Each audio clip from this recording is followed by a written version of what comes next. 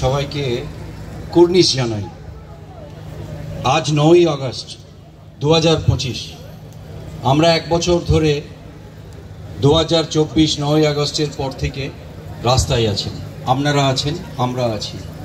আমরা মনে করি আমরা সেই মানুষ যারা এই সময়ে পশ্চিমবাংলার শিরদাঁড়া সোজা করা মানুষ, যারা মনে করেছেন আমার বাড়ির, আমার মেয়ের নৃশংসভাবে একটি সুরক্ষিত জায়গায় সরকারি হাসপাতালের অভ্যন্তরে কাজ করতে গিয়ে তাকে নৃশংসভাবে হত্যা করা হয়েছে।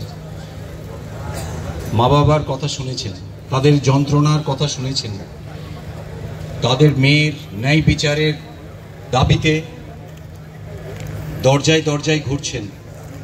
কখনো সিবিআই দপ্তর, কখনো স্বরাষ্ট্রমন্ত্রীর দপ্তরে একবার দেখা করার জন্য কি আকুতি করছেন, কোথায় না যাচ্ছেন, তাদের যন্ত্রণার কথা শুনেছেন। আর সেই যন্ত্রণা বুকে নিয়ে আমরাও রাস্তায় আছি। আমরা মনে করি এই আন্দোলন কোনো চিকিৎসকের আন্দোলন না, এই আন্দোলন জুনিয়র চিকিৎসকের না, এই আন্দোলন সিনিয়র চিকিৎসকের না, এই আন্দোলন এই রাজ্যের মানুষের আন্দোলন। এই আন্দোলন সেই শিরদাঁড়া সোজা করা মানুষ যারা মনে করেছেন আমার মেয়ের নৃশংস হত্যা হয়েছে, এই রাজ্যে নারীদের সুরক্ষা নেই, সেই আন্দোলনে তারা যারা মনে করেছেন একমত, তারা রাস্তায় আছেন। আর আমরা মনে করি যে আজকে আমরা যদি রাস্তা ছাড়ি, আরজিকর মেডিকেল কলেজের নৃশংস হত্যার ন্যায় বিচার যদি আমরা আদায় করতে না পারি, তাহলে আরজিকর মেডিকেল কলেজের 2024-এর 9ই আগস্টের পর এখানে কোন্নগরের মতো ঘটনা ঘটেছে। একটি মুখ বধির মেয়ে যে কথা বলতে পারে না, যে আঙুল জড়িয়ে আদর করে, চোখ দিয়ে কথা বলে, 13 বছরের একটি মেয়ে, তাকে দুদিন খুঁজে পাওয়া গেল না। দুদিন পরে তার, দুদিন ধরে পুলিশ কিচ্ছু করলো না, দুদিন পরে তার একটি পুকুরের মধ্যে ডোবা পড়তে নৃশংসভাবে নির্যাতিত অবস্থায় তাকে হত্যা করা অবস্থায় তাকে পাওয়া গেল। আমরা গৌরাঙ্গনগর সামনেই একটি সল্টলেকের পাশের জায়গা, সেখানে দেখলাম একটি 14 বছরের মেয়ে, 2 বোন, তার বাবা মুম্বাইয়ের মেরিনে কাজ করে। সেই মেয়েটির 2 বোন স্বরূপনগর থেকে কলকাতায় এসেছিল ইংরেজি মিডিয়াম স্কুলে পড়বে, ভালো হবে। মা আর 2 বোন একই জায়গায় থাকতো। বড় বোন ছোট বোন একটু ঝগড়া করেছে, এ তো হয়, বড় বোনকে মা ধমকেছে, স্বাভাবিক।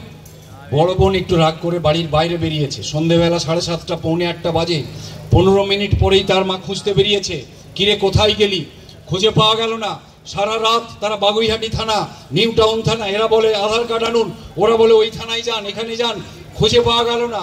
যদিও পরের দিন দেখা গেল বাগুইহাটি থানার সিসিটিভি ফুটেজে ওকে একটি টোটোতে চাপিয়ে নিয়ে চলে যাচ্ছে। সে রাত্রে খুঁজলে হয়তো তাকে পাওয়া যেত।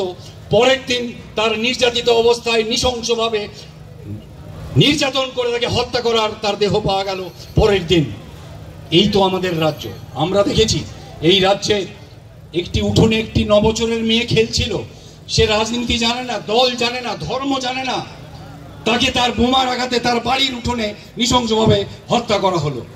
তার মা তার দেহের অংশগুলি জোগাড় এক জায়গায় করতে করতে বলছে যে আমার মেয়েটা কি দোষ করেছিল। যে কথা আজ অভয়ার মা বলছে, আমার মেয়েটির মেধা বেশি ছিল বলে কি সরকারি হাসপাতালে পড়তে গেছিল, আমরা প্রভাবশালী নয় বলে কি আমার মেয়েটা বিচার পেল না, আমার সেই অর্থ ছিল না বলেই কি আমি অন্য কোনো জায়গায় দিতে পারিনি, আরজিকর মেডিকেল কলেজে সে পড়েছিল মেধার ভিত্তিতে।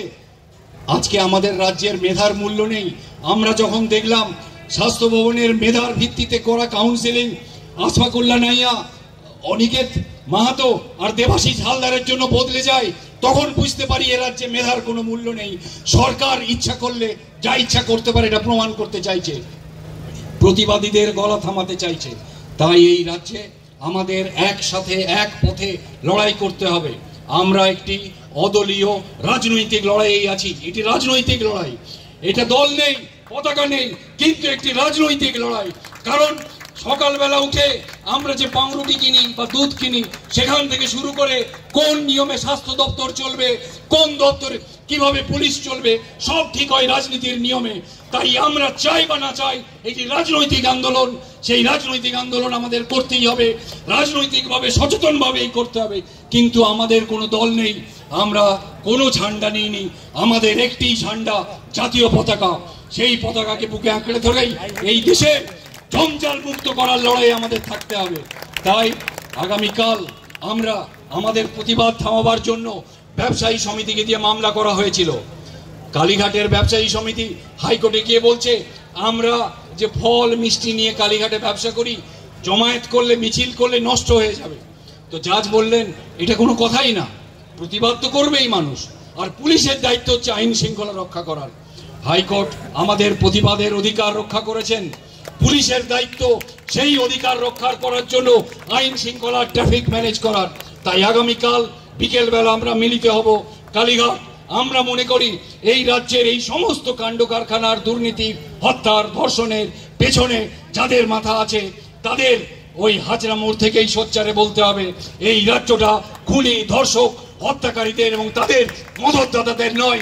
এই রাজ্যটা আমরা যে ভাষায় কথা বলি, দুটি দেশের, স্বাধীন দেশের জাতীয় সঙ্গীত গাওয়া হয় সেই ভাষায়। এই দেশ রবীন্দ্রনাথ, বিদ্যাসাগর, মধুসূদন দত্তের, মাধবনী হাজরার দেশ। এই বাংলায় আমরা তাই গর্ব ভরে বলি, এই বাংলায় মায়েরা আমাদের সবার সামনে থাকবে। মেয়েদের সম্মান রক্ষার জন্য আমাদের শেষ বিন্দু অবধি লড়াই করতে হবে। তাই আমরা বলি এই আদিম হিংস্র মানবিকতার আমরা যদি কেউ হই, প্রতিজ্ঞা আমাদের নিতেই হবে। প্রতিজ্ঞা আমার, স্বজন হারানো মহাশ্মশানে চিতা ওদের তুলবই। এই কথা বলে আপনাদেরকে নমস্কার জানিয়ে শেষ করি।